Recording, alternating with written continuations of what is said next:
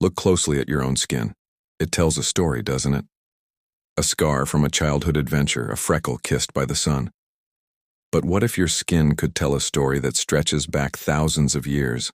A story written in ink and pigment, a story of gods, warriors, and rebels. This isn't just about the tattoo you might see on your barista this morning. This is about a language as old as humanity itself. A language etched into our very flesh.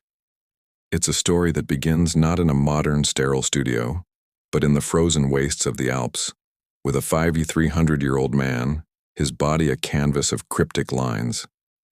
His name was Otzi, the Iceman, and his skin holds the first chapter of a tale we are still writing today. He carried over 60 tattoos, not for beauty, but perhaps for something far more profound. A desperate attempt to heal, to connect with the spiritual world, to mark his place in a harsh and unforgiving landscape. His story is just the beginning. From the sacred rituals of ancient Egypt to the fierce battle cries of Polynesian warriors, the art of tattooing has been a thread weaving through the tapestry of human history. So how did we get from ancient healing rituals to the vibrant, intricate art we see today? Let's journey back to ancient Egypt, around 2000 BCE. Here, tattoos weren't for men or warriors, but almost exclusively for women. Priestesses, dancers, and mothers bore intricate patterns of dots and dashes on their abdomens, thighs, and chests. These weren't just decorations. Archaeologists believe they were powerful amulets, invoking divine protection during the perilous journeys of pregnancy and childbirth. Imagine a dancer in the court of a pharaoh, her every movement accentuated by these sacred markings, a living prayer to the goddess Hathor. Now let's sail across the Pacific to the islands of Polynesia. Here, tattooing, or tatau, as it was called, was not just an art form, it was the very fabric of society.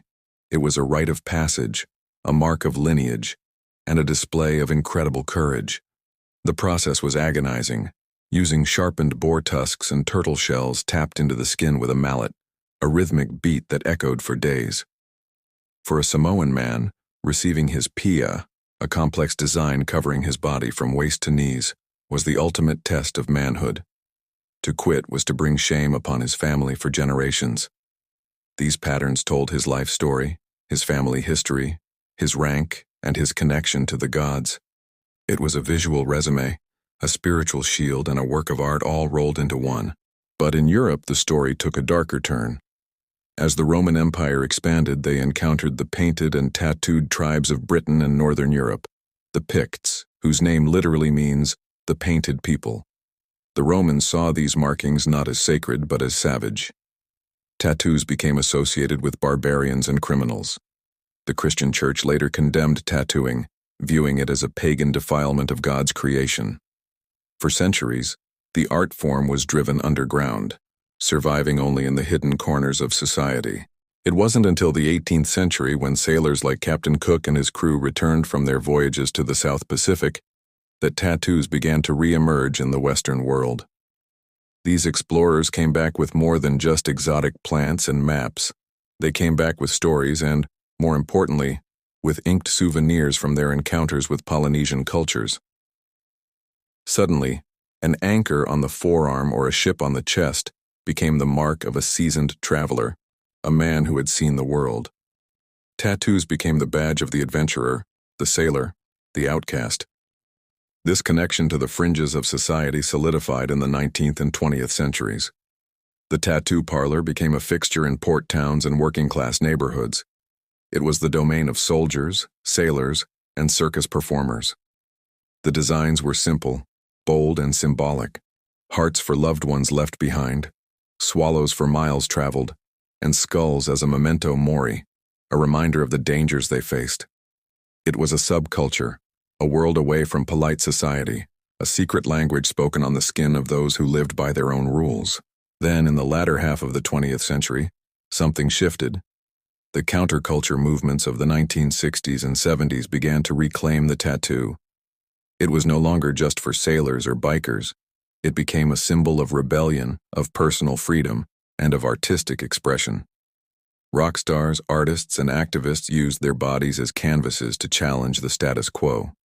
Artists like Ed Hardy, who had studied traditional Japanese tattooing, began to elevate the craft, introducing complex, colorful, and large-scale designs that were undeniably fine art.